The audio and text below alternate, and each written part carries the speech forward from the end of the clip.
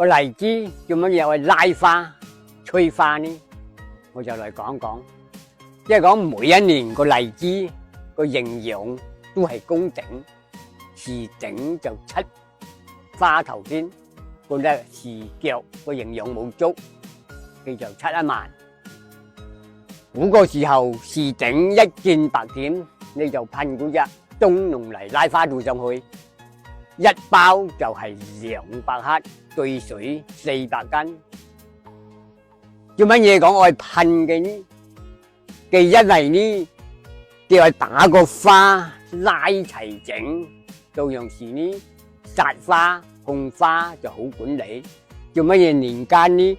有呢老個古邊就有果，呢邊又冇有果呢，所以你個花呢就冇調到一齊。所以你一殺花呢，呢邊個就殺光頭嚟，嫩個殺光頭嚟，嗰邊老個佢冇殺光，嘅你個果就冇得昆人，就係咁個原因。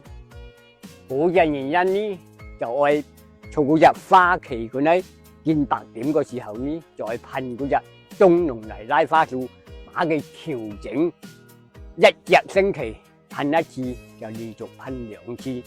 你大家未買到嘅呢，就掃個視頻下方咧點開嚟買。